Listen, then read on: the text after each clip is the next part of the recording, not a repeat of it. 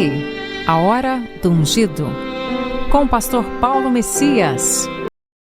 Olá, meus amados irmãos e irmãs, a quem vos saúdo com a graça e com a paz do Senhor Jesus. Eu sou o pastor Paulo Messias, da Igreja Videira de Canaã, Goiânia, Goiás, Brasil, para o mundo, chamado por Deus para pregar o Evangelho da Graça, para libertar os cativos e para curar os enfermos. Mas antes de orar por você, eu queria compartilhar com você uma palavra poderosa. Ela tem como título: renovar e restaurar é preciso. Preste atenção, Isaías capítulo 40, verso 31, diz o seguinte: mas os que esperam no Senhor sempre renovam as suas energias, sobem voando como águias, correm e não se cansam, caminham e não perdem as forças.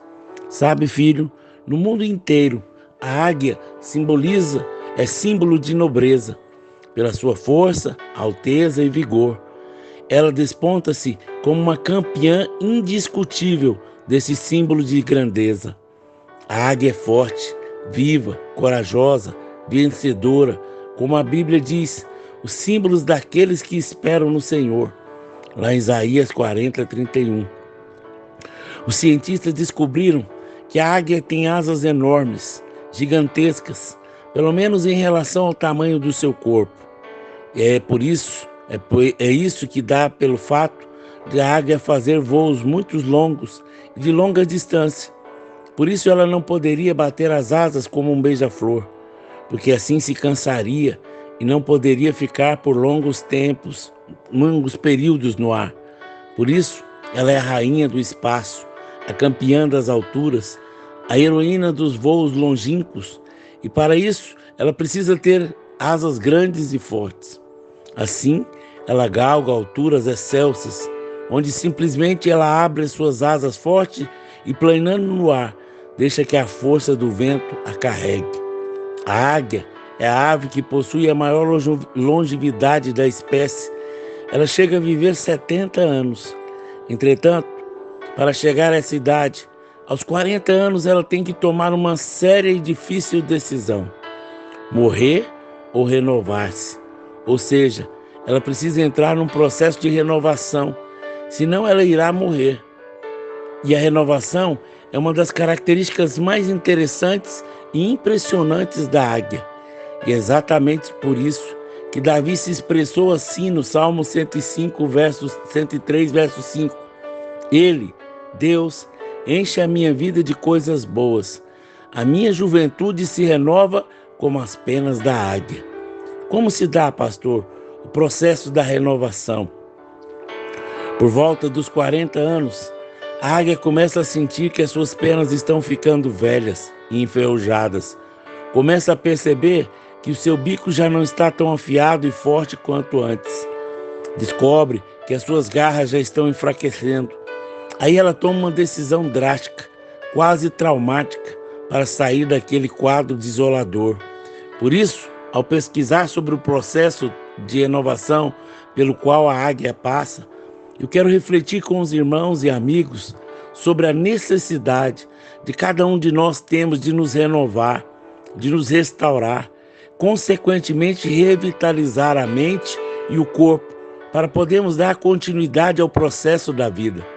A primeira coisa que a águia faz para se renovar é interromper as suas atividades. Ela não prossegue o seu trabalho, os seus voos, a sua caça, as suas aventuras. Ela para, interrompe as suas obrigações, fecha a sua agenda e cancela todos os seus compromissos, porque ela precisa se renovar ou então morrerá. Essa é uma forte lição para nós hoje. Há momentos em que a melhor ação é ficar parado. Nem sempre é prudente avançar. Deus não está interessado em ativismo. Ele está mais interessado no que somos do que naquilo que fazemos.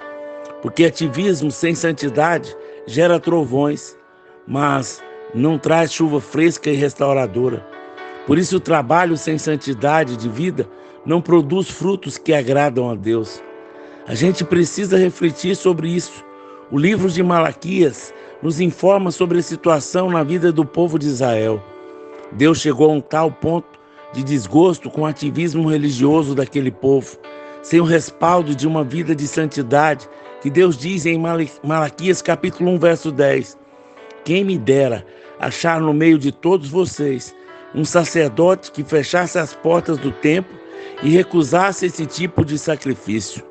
Eu não tenho prazer em vocês, diz o Senhor do universo, não aceitarei as suas ofertas. É por isso que o próprio Senhor Jesus nos diz que é melhor deixar a oferta no altar e ir primeiro acertar as pendências com as outras pessoas e só depois consagrá-las a Deus. Em Mateus capítulo 5, verso 24. Porque, na verdade, Deus está mais interessado no que você é do que naquilo que você faz. Portanto, trabalho sem santidade de vida é infrutífero. Ativismo sem santidade de vida não agrada o coração de Deus. A gente precisa aprender isso com a águia. A segunda coisa que a águia faz para se renovar é isolar-se nos altos penhascos. A águia é uma ave solitária. Ela não voa em bandos, sobretudo quando está no processo de autorrenovação. Por isso, para se renovar, a águia alça um voo altaneiro. Ela alça as alturas mais excelsas e refugia no cume dos mais altos penhascos. E ali ela fica sozinha, isolada, enfrentando a sua própria realidade. Essa é uma lição tremenda para nós. Há momentos em que precisamos sair do meio da multidão, deixar a coletividade, mergulhar em nossa própria intimidade. Há momentos em que precisamos deixar o barulho febril dos encontros festivos para recolher-nos em um profundo autoexame.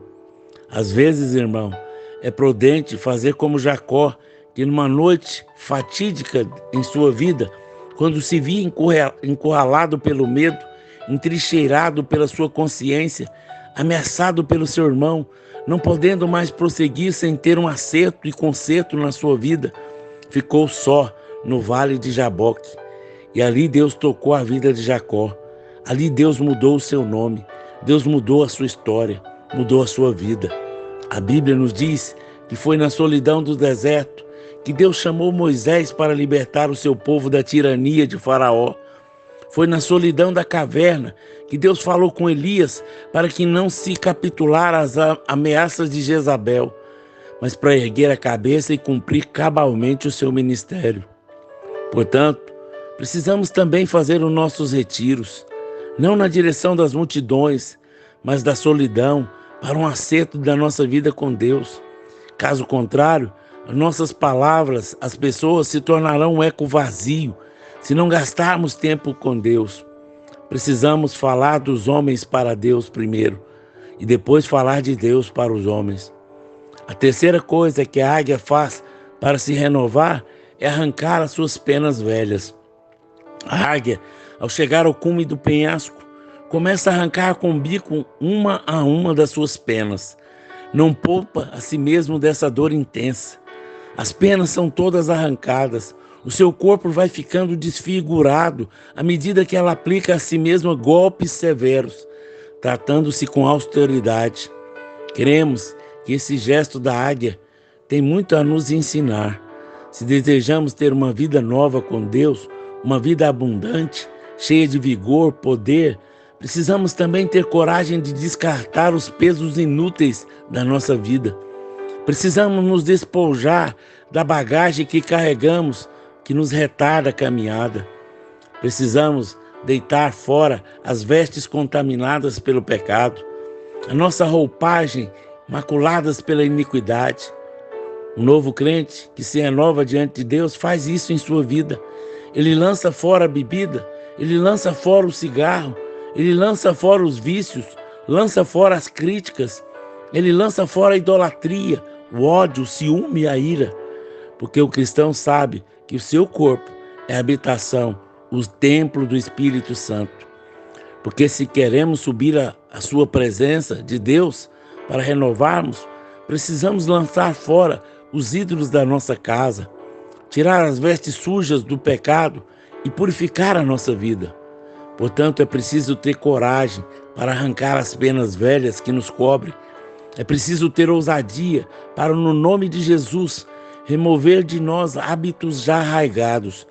É preciso ter determinação para romper e quebrar as ataduras de vícios que se inseriram em nossa vida, trazendo-nos no profundo enfraquecimento. Por outro lado, arrancar as suas penas velhas para se renovar, a águia nos dá uma tremenda lição para a vida como igreja do Senhor Jesus. Precisamos nos desprender de ritos, de costumes, de liturgia, de tradição, de paradigmas, de lembranças, de coisas que ficam para trás e que nos dias de hoje atrapalham o nosso caminhar e avançar rumo ao que Deus quer de nós como igreja viva, sadia, relevante, contextualizada, como diz o texto bíblico. E assim, se alguém está em Cristo, nova criatura é. E as coisas velhas já se passaram, e eis que tudo se fez novo. 2 Coríntios capítulo 5, verso 17. A águia que acaba de arrancar todas as penas, fica num estado deplorável. Seu corpo parece mutilado, sua aparência fica desfigurada. Contudo, depois de alguns dias começa a nascer penas novas, bonitas, fortes, tudo se faz novo. Ela ganha uma nova aparência, torna-se bela, encantadora, deslumbrante. Assim também acontece com aqueles que esperam no Senhor e passam por esse processo de quebrantamento. Aqueles que se humilham serão exaltados. Aqueles que tiram as vestes sujas são cobertos por vestes alvas. Aqueles que sacodem o jugo de uma vida presa ao pecado desfrutam as delícias de uma intimidade com Deus. A quarta coisa que a águia faz para se renovar é esfregar o bico na rocha até arrancá-lo. A águia não apenas arranca suas penas velhas, mas quando percebe que o seu bico está ficando fraco, impotente, cheio de crosta, ela esfrega fortemente na rocha, esfrega até ficar em sangue vivo. E novamente ela fica desfigurada. Até o dia, mais tarde, cresce um bico novo, forte como aço. Nós também precisamos passar por essa experiência. Precisamos colocar a nossa boca no pó. Precisamos remover muitas coisas velhas dos nossos lábios. Retirar palavras torpes, piadas imorais, críticas desairosas, acusações levianas.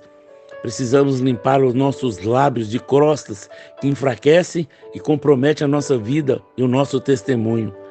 A Bíblia diz que devemos ser atalaias de verdade e não portadores da mentira. Devemos ser pregoeiros da esperança e não arautos do caos. A igreja vai mudar, a escola bíblica para o sábado. Isso vai ser um caos. A escola bíblica tem que ser no domingo, porque domingo é o dia do Senhor. E o sábado? E a segunda? Segunda-feira são do diabo? Devemos ser mensageiros da paz e não instrumentos da discórdia. A nossa língua deve ser remédio e não veneno. Nossa língua deve ser canal de vida e não arma da morte. Precisamos botar a nossa boca no pó, pedindo a Deus que toque os nossos lábios com brasas vivas do altar, tirando toda iniquidade e impureza e derramando sobre nós uma unção fresca do seu Espírito, a fim de que falemos com graça e poder. Entretanto, isso só acontece quando nós esfregamos o nosso bico na rocha. Por isso que Deus nos dê ousadia passarmos pela escola do quebrantamento. A quinta e última coisa que a águia faz para se renovar é arrancar as suas garras. Nesse processo de renovação, ela percebe que as suas garras já estão fracas e impotentes.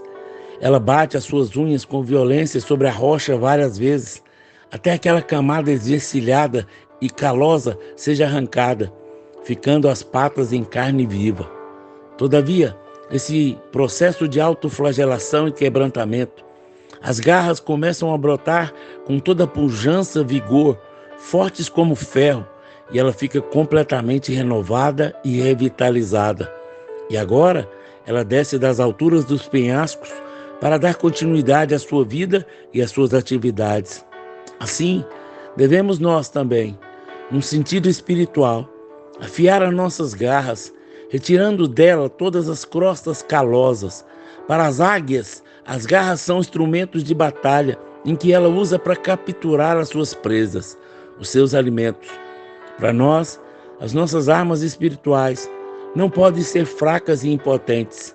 Precisamos estar afiados e preparados a qualquer momento para o combate, porque a vida cristã não é uma coluna de férias, é um campo de guerra. Estamos em constante luta.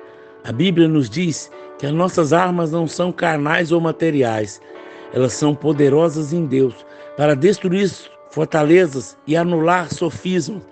É muito forte a colocação do apóstolo Paulo em sua carta aos Efésios, capítulo 6, verso 12. Ele diz: porque não lutamos contra gente feita de carne e sangue, mas contra pessoas sem corpo, reis malignos do mundo invisível. Esses poderosos seres satânicos e grandes príncipes malignos das trevas que governam este mundo e contam um número tremendo de maus espíritos no mundo espiritual. Esse mundo é um campo minado pelo inimigo.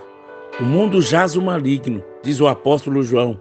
Importa, portanto, estarmos preparados, com as garras afiadas e fortes, usando as armas celestiais que Deus nos dá. Mas para isso, irmãos, é preciso subir para as alturas. Precisamos estar na presença de Deus, porque dele vem a renovação, a restauração e a nossa força. Como diz Neemias, capítulo 8, verso 10, a alegria do Senhor é a nossa força. Portanto, é preciso subir às alturas com humildade, com arrependimento, com disposição de mudança, porque a transformação vem de Deus.